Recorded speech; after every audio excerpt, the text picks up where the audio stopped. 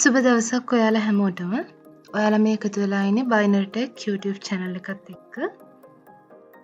අපි මේ දවස්වල කතා කරන්නේ 10 ශ්‍රේණියේ මෙහෙයුම් පද්ධති පාඩම ගැන. ඒතර මේක තමයි මෙහෙයුම් පද්ධති පාඩමේ 3 වෙනි කොටස. ඉතින් ඔයා මේ පාඩමට අලුත් කෙනෙක් නම් මේ කොටස බලන්න කලින් ඔයාට පුළුවන් කලින් කොටස් බලන්න. ඔයා තාම මගේ channel එක subscribe කරලා නැත්නම් channel එක subscribe කරන්න.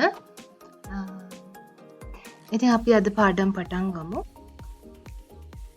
අපි මේ වෙද්දී කතා කරලා තියෙනවා මොනවාද පරිගණකයේ ප්‍රධාන කොටස්, මොනවාද මෘදුකාංග, මොනවාද මෘදුකාංග වර්ග, නැත්නම් ඊළඟට මෙහෙයුම් පද්ධතියක් කියන්නේ මොකද්ද? උදාහරණ මොනවාද? වගේම මෙහෙයුම් පද්ධති වල කාර්ය තමයි අපි අන්තිමට කතා කළේ. මෙහෙයුම් පද්ධතියක ප්‍රධාන කාර්ය දෙකක් අපි හඳුනාගත්තා. දෘඩාංග කළමනාකරණය නැත්නම් දෘඩාංග පාලනයත් එක්ක පරිශීලක අතුරු මුහුණත් ගැන. අපි කලින් වීඩියෝ එකේ කතා කළේ පළවෙනි කොටස දෘඩාංග පාලනය යටතේ ප්‍රධාන කොටස් 6ක් තිබ්බා. අපි අන්නේ 6 කතා කරලා ඉවර කළා. එහෙනම් දැන් අපි කතා කරන්න යන්නේ මොනවාද පරිශීලක අතුරු මුහුණත් කියන්නේ කියලා. පරිශීලක අතුරු මුහුණත් කියලා කියන්නේ අපේ කිසිම සම්බන්ධයකින් තොරව පරිගණකය ආරම්භ වෙනවත් එක්කම අපිට හම්බෙන මෙන්න මේ ස්ක්‍රීන් view එක. අපි පරිගණකය on කරන්න බටන් එක ප්‍රෙස් කළාට පස්සේ සියලුම ක්‍රියාවලිය සිද්ධ වෙලා අපිට අන්තිමට මේ විදිහට ස්ක්‍රීන් එක දීලා තමයි එයාගේ booting process එක ඉවර වෙන්නේ. ඒතර මේක ඔයාට පහසු විදිහට තමයි හැදිලා තියෙන්නේ. බලන්න ලස්සන icon තියෙනවා. ඔයාට අවශ්‍ය software වල shortcuts ඔයාට දාගන්න පුළුවන්. එතකොට කවුළු තියෙනවා, මෙනු තියෙනවා. ඔයාට අවශ්‍ය දේ තෝරගන්න විතරයි තියෙන්නේ. ඒතර අපි මේකට කියනවා චිත්‍රක පරිශීලක අතුරු මුහුණක් කියලා. අතුරු මුහුණත් වර්ග දෙකයි. එතකොට අපි පළවෙනි එක කතා කරමු චිත්‍රක පරිශීලක අතුරු මුහුණක් ගැන. යනවා මේ වෙද්දි දන්න අතුරු මුහුණත. වාගේ පරිගණකය on කළාට පස්සේ ඔයාට පේන්න තියෙන අතුරු මුහුණත. මෙතන අපි දක්වනේ කියලා හඳුන්වන්නේ ඔයාගේ mouse එකේ point එක. මෙන්න මේ විදිහට එහා මෙහා යන එකට අපි කියනවා දක්වනය කියලා. ඒතර මේකෙන් තමයි අපිට අදාළ දේවල් දක්වන්න පුළුවන්. ඊළඟට මෙනු. ඔයා දැකලා ඇති ඔයාගේ ස්ක්‍රීන් එකේ ඔයා right click කළාම mouse එකෙන් right click කළාම ඔයාට මේ මෙනු එක ගන්න පුළුවන්. ඒතර මේ මෙනු එකෙන් තමයි ඔයාගේ පරිශීලක අතුරු මුහුණතේ සියලු වෙනස්කම් කරන්න පුළුවන් වෙන්නේ. මේ view එකෙන් කරන්නේ ඔයාගේ මෙන්න මේ icons ටික view කරන විදිහ පෙන්නනවා. display settings, personalization මෙන්න මේවෙන් ඔයාට පුළුවන් ඔයාගේ මේ display එක පේන විදිහ, display එකට image එකක් දාන්න, color එකක් change කරන්න, ඒ වගේ දේවල් theme එක වෙනස් කරන්න ඔයාට මෙන්න මේ දෙක පාවිච්චි කරලා පුළුවන්. ඒතර අපි මේකට කියනවා menu එකක් කියලා. ඊළඟට ඔයාගේ මේ ස්ක්‍රීන් එක on වුණාට පස්සේ ඔයාට පුළුවන් මෙන්න මේ විදිහ කවුළු ඕපන් කරගන්න. කියන්නේ ෆෝල්ඩර් එකක් ඔයා ඕපන් කරනවා නම් මෙන්න මේ view එකකින් තමයි ඕපන් වෙන්නේ. අපි මේකට කියනවා කවුළුවක් කියලා. ඊට පස්සේ ඔයාගේ ස්ක්‍රීන් එකේ මෙන්න මේ විදිහට පැත්තකින් icons ටිකක් පෙන්නලා තියෙනවා. මේවා ඔයාට පහසුවෙන් ඔයාගේ මෘදුකාංග එක්ක ඔයාගේ ගොනු එක්ක සම්බන්ධ වෙන්න තමයි ඔයාගේ ස්ක්‍රීන් එකේ දීලා තියෙන්නේ. ඒතර චිත්‍රක පරිශීලක අතුරු මුහුණතක ප්‍රධාන කොටස් 4ක් තියෙනවා. icon, කවුළු, මෙනු සහ දක්වනය කියලා. ඒක චිත්‍රක පරිශීලක කියලා කියන්නේ මේක චිත්‍ර ආශ්‍රයෙන් තමයි තියෙන්නේ. මෙන්න මේ විදිහේ ලස්සන ඩිසයින් එක තමයි ඔයාලට මේ අතුරු මුහුණත හදලා දීලා තියෙන්නේ. ඔයාට ආස හිතෙන විදිහට පරිශීලකයාට ආස හිතෙන විදිහට තමයි මේ අතුරු මුහුණත හදලා තියෙන්නේ. ඊළඟට දෙවෙනි අතුරු මුහුණත් වර්ගය තමයි මෙන්න මේ අතුරු මුහුණත් වර්ගය. චිත්‍රක පරිශීලක අතුරු මුහුණත් එන්න කලින් මෙන්න මේ අතුරු මුහුණත් තමයි පරිශීලකව භාවිත කළේ. අපි මේකට කියනවා විධාන පේලි අතුරු මුහුණතක් කියලා. විධාන පේලි අතුරු මුහුණතක් කියලා කියන්නේ දැන් අපි චිත්‍රක පරිශීලක අතුරු මුහුණතක නම් ඔයාට ඕනේ icon එක උඩ double click කළාම ඔයාගේ software එක open වෙනවා. නැත්නම් ඔයාට open කරගන්න ඕනේ කවුළුව open වෙනවා. හැබැයි විධාන පේලි අතුරු මුහුණතක ඔයා තමයි දෙන්න ඕනේ. ඔයා මේ විධානයක් මගින් තමයි දෙන්නේ. ඔයාට මොකක්ද ඕන වෙන කවුළුව ඒක open කරලා දෙන්න කියලා. ඒකට ඔයාගේ පරිගණකයේ සියලුම ක්‍රියාවලිය සිද්ධ වෙන්නේ මෙන්න මේ වගේ කළු ස්ක්‍රීන් එකක. ඒ ස්ක්‍රීන් එකේ ඔයා ටයිප් කරන කමාන්ඩ් එක තමයි ඔයාගේ ක්‍රියාවලිය තීරණය වෙන්නේ. බලන්න මේක තමයිලු විධානය. ඒ කියන්නේ අහලා තියෙනවා ඩේට් එක කවද්ද කියලා. ඒතර ඔයාට ඩේට් එක බලා ගන්න ඕන අපේ චිත්‍රක පරිශීලක අතුරු මුහුණතේ නම් මෙන්න මෙතනින් ඔයාට ඩේට් එක බලන්න පුළුවන්. Date and time. ඒ වුණාට විධාන පේලි අතුරු මුහුණතක ඔයා රික්වෙස්ට් කරන්න ඕනේ මට ඩේට් එක දෙන්න කියලා. එතකොට ඔයා මෙතන ඩේට් එක රික්වෙස්ට් කළාට පස්සේ එයා අවුට්පුට් එක විදිහට එන්ටර් කළාම දෙනවා මෙන්න මේ විදිහට the current date is කියලා ඩේට් එක දීලා තියෙනවා. ඒතර ඔයාගේ විධානයට අනුව වෙන ප්‍රතිදානය තමයි මේක. ඊට පස්සේ කියනවා මේක තමයිලු කර්සර් එක. දැන් ඔයාගේ චිත්‍රක පරිශීලක අතුරු මුහුණතේ මෙන්න මේ විදිහේ චිත්‍ර විදිහට කර්සර් එක පෙන්වුවට මේකේ ලයින් එකක අන්ඩර්ස්කෝර් එකක් විදිහට තමයි කර්සර් එක පෙන්වන්නේ. අපි මේකට කියනවා command prompt එකක් කියලා. මේකෙන් තමයි ඔයා commands දෙන්නේ. එතකොට මේ view එකට අපි කියනවා command prompt එකක්. මේ දෙකේ තියෙන වෙනස්කම් ගැන අපි කතා කළොත් විධාන පේලිය අතුරු මුහුණතක විධාන ආකාරයෙන් තමයි අපි අනකිරීම සිද්ධ කරන්න ඕනේ. සියලුම විධානයන් අපි යතුරු ලියනය කරන්න ඕනේ. ඔයාට ටයිම් එක දැනගන්න ඕන නම්, ඩේට් එක දැනගන්න ඕන නම් ඔයා රික්වෙස්ට් කරන්න ඕනේ ඒක ටයිප් කරලා.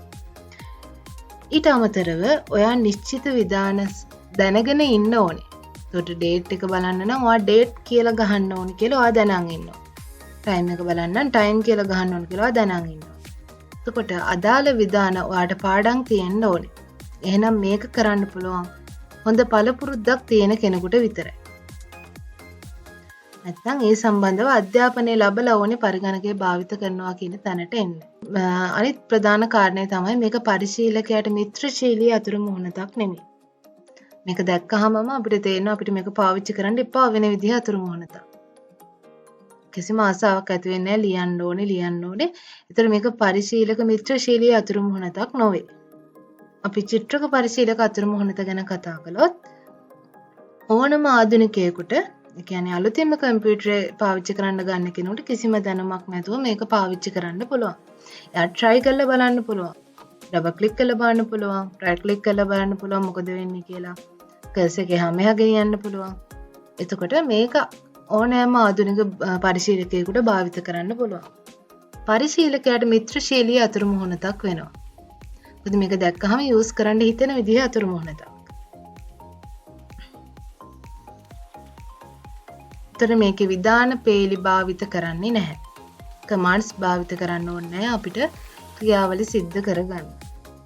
මේවා තමයි මේ දෙකේ වෙනස්කම් විදිහට අපිට කතා කරන්න පුළුවන් වෙන්නේ.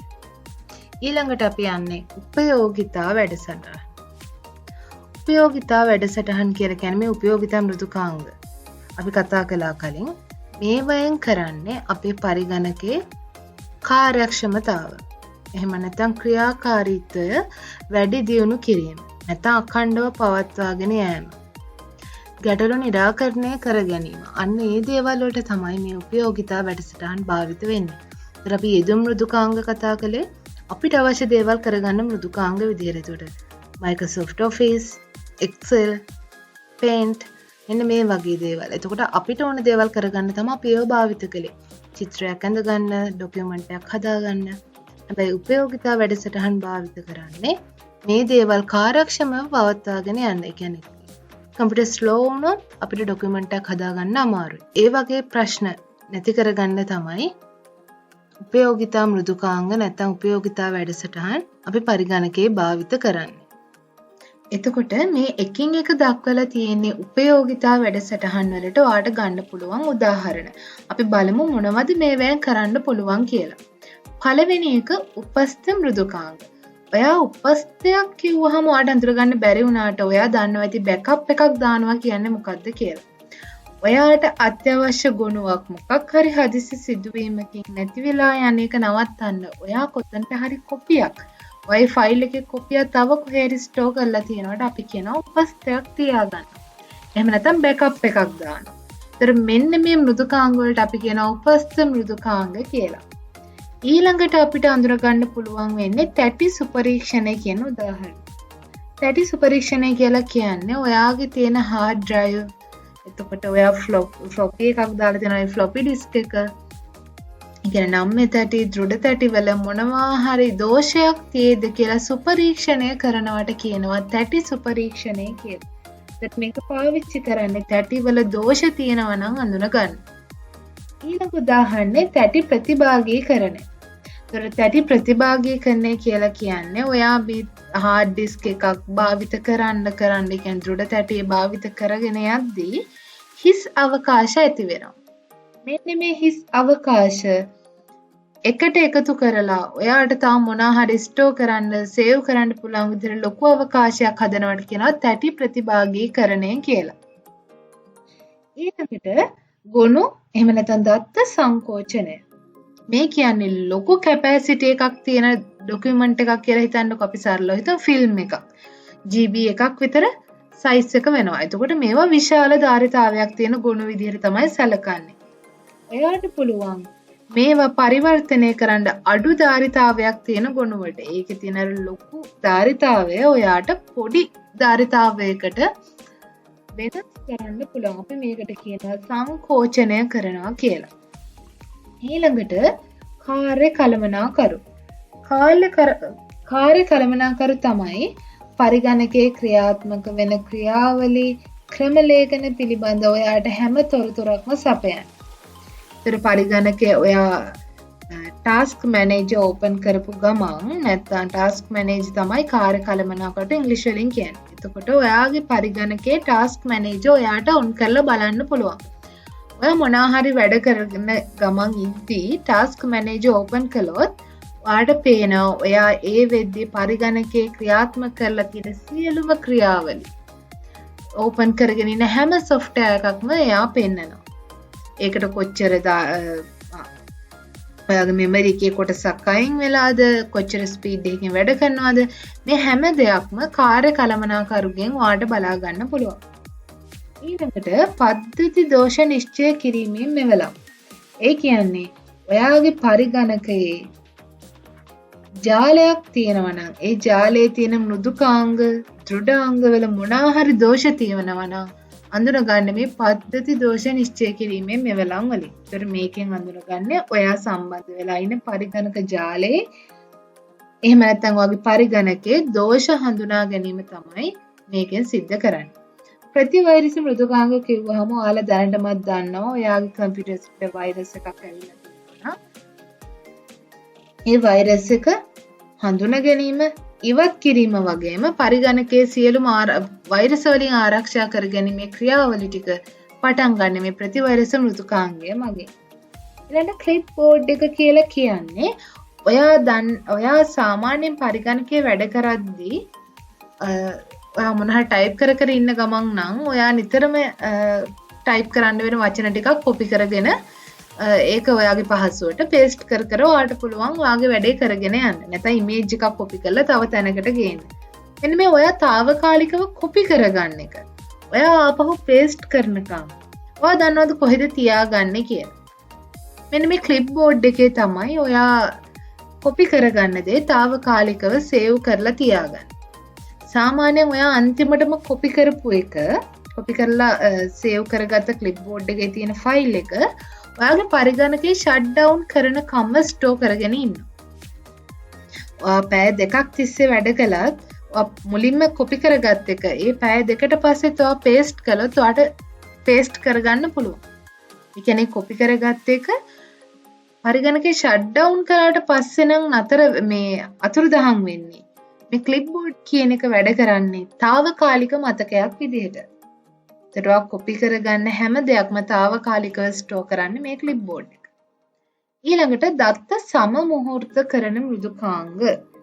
අපි කියන මේ දත්ත සමමුහූර්තකරණයෙන් ඔයාගේ දත්ත ඔයා තැම්පත් කරලා තියෙන තැන ඉඳන් ඔයාට අවශ්‍ය වෙලාවට අවශ්‍ය ක්‍රියාවලියක් සිද්ධ වෙන තැනට අරන් එනවා.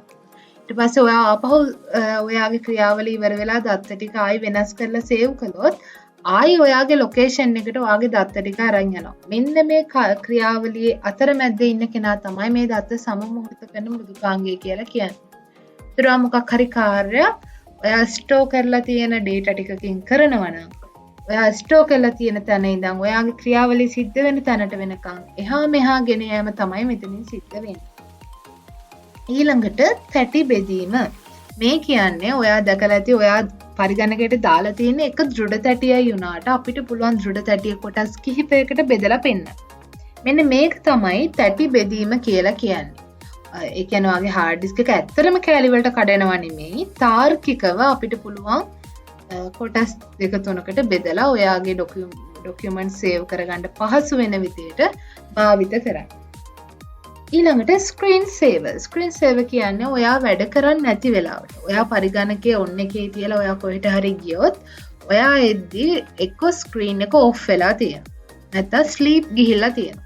ඒතර ඔයාගේ මේ ස්ක්‍රීන් එක භාවිත කරන්නේ නැති අවස්ථාවල ආරක්ෂණය කරනවට අපි කියනවා ස්ක්‍රීන් සේවර් එකක් කියලා. ඊළඟ සිස්ටම් ප්‍රොෆයිල්ස්. සිස්ටම් ප්‍රොෆයිල්ස් කියලා කියන්නේ ඔයාගේ පරිගණකයට සම්බන්ධ කරලා තියෙන ඩාංග පරිගණකයේ ඉන්ස්ටෝල් කරලා තියෙන සියලුම මෘදුකාංගවල විස්තර දෙන කෙනාට තමයි අපි කියන්නේ සිස්ටම් ප්‍රොෆයිල් එකක් කියලා. ඊළඟට ජාල උපයෝගිතා මෘදුකාංග. ඔයාගේ පරිගණක ජාලයේ සම්බන්ධතාවය පරීක්ෂා කරන්නේ මෙයා. විශ්ලේෂණය කරන්නේ මෙයා. ඒ අමතරව ඔයා දත්ත හුවමාරුවක් මේ ජාලය හරහා සිද්ධ කරනවා නම් මේවා සිද්ධ කරන්නේ ජාල උපයෝගිතා මෘදුකාංගය භාවිත කරලා. එතකොට අපි දැන් දන්නවා බොහොම සරල විදිහට මොනවද උපයෝගිතා වැඩසටහන් මොනවාද ඒවෙන් කරන්න පුළුවන් කියලා. ඉතින් අපි ඊළඟ වීඩියෝ එකෙන් ප්‍රධාන උපයෝගිතා වැඩසටහන් ගැන කතා කරමු. ඉතින් අද මාත් එක්ක එකතු වෙලා හිටපු හැමෝටම මේක තේරෙන්නේ නැති කියලා මම හිතනවා. ඔයාලට දැනගන්න ඕන දෙයක් තියෙනම් කමෙන්ට් සෙක්ෂන් එකේ දාන්න. පාඩමේ කලින් කොටස් මගේ channel එකේ තියෙනවා. ඔයාලට පුළුවන් බලන්න. ඉතින් ඔයා මගේ channel එකට අලුත් කෙනෙක් නම් channel එක subscribe කරන්න. ඉතින් මාත් එක්ක වීඩියෝ එක ඉවර වෙනකන් රැඳිලා හිටියට ඔයාලට ස්තුතියි. අපි ඊළඟ වීඩියෝ එකෙන් හම්බෙමු.